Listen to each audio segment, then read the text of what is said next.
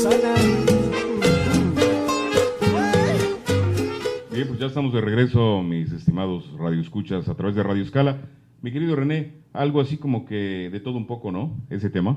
Sí, totalmente. En este momento no sigo ninguna línea, escribo de todo lo que voy sintiendo, lo que voy viviendo, y pues lo acabas de escuchar, ¿no? Una baladita bastante de desamor, pero sí escribo de todo totalmente, ¿no? ¿Por qué los compositores escriben desamor? Creo O de que amor. sí. Pues es el pan de cada día. ¿Es una inspiración? Sí, totalmente, totalmente. ¿Y es en vivencias?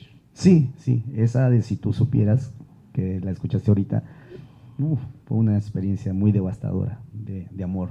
O sea, propiamente. Sí, sí, sí, me tocó, vaya, toqué fondo con esa relación. Y dices, mejor la escribo, ¿no? Ándale.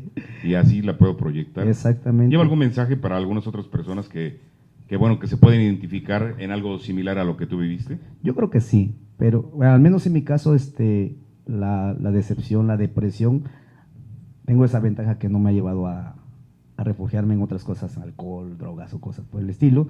Yo lo desahogo escribiendo. En la música. En la música. Bueno, eso es un vicio también, pero un vicio muy favorable, ¿no? Exactamente. Perfecto.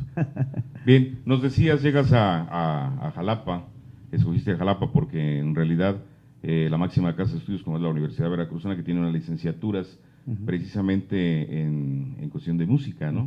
Que son 10 años de carrera. Sí. ¿Lo logras?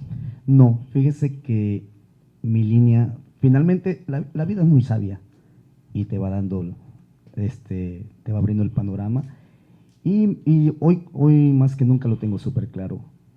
No soy un músico de jazz, no soy un músico clásico, soy un músico popular 100%, y entonces mi camino va totalmente hacia ese punto, ¿no? Estudié, desde que llegué a Jalapa, me seguí preparando, pero todo el tiempo lo hice de manera particular, con el maestro Gerardo García, tremendo percusionista. Y también tuve un paso pequeño en el Yasup, estuve también allí en el departamento de percusión latina, estuve un trimestre nada más, pero pues he preferido siempre hacerlo de manera independiente. Bueno, ahora ya que estás ya en el medio y que estás dando el inicio a este proyecto, ¿tienes un material discográfico? Sí, se está cocinando, no está aún terminado, espero este año ya tenerlo ya listo. Mi primer disco como solista se titula Enamorado de ti, ya están los 10 temas que van a ser parte del disco, de los cuales ya escucharon El hijo de la chunchaca, y pues en este primer disco, pues como te mencionaba, escribo de todo, no llevo una línea, tanto hay rock como hay danzón, bolero son, como hay balada, como hay ¿qué más? Cumbia, pues llevamos de todo un poquito. ¿Por qué normalmente los compositores para música cumbia, chunchaca, como le llamamos, o se le llama por acá de este lado, siempre emplean un doble sentido a los temas? ¿Por qué? Por ejemplo, aquí en El hijo de la chunchaca, ¿no? Imagínate, yo hace muchos años, cuando estaba en pop, en la radio, no sé si recuerdas el tema de Forum the Leader, o The Lead. ¿Cómo no? ¿Lo recuerdas? Claro. Entonces, la gente empieza a entender mal. A mí me hablaban y me decían, ¿me puedes poner el tema de Faro de Lira? Y Faro de Lira, y lo buscaba yo, ya había computadora en ese tiempo, ¿no? No creas que era en piedra. Y decía yo, Faro de Lira, te lo busco para no decirle que no. Después, ¿me puedes poner el tema de Faro de Lira? Y Faro de Lira, ¿cuál eres el Faro de Lira? Pues es que ellos lo entendían así, cuando uno pronuncia, vamos, el siguiente tema es Faro de Líder, ¿no? Llegan a líder, ¿no? Sí. Decían Faro de Lira, pues nunca supe de qué se trataba. Después, ese que va así me dieron la tonada, inmediatamente entendí que se trataba. Pero ¿por qué se utiliza eso, no?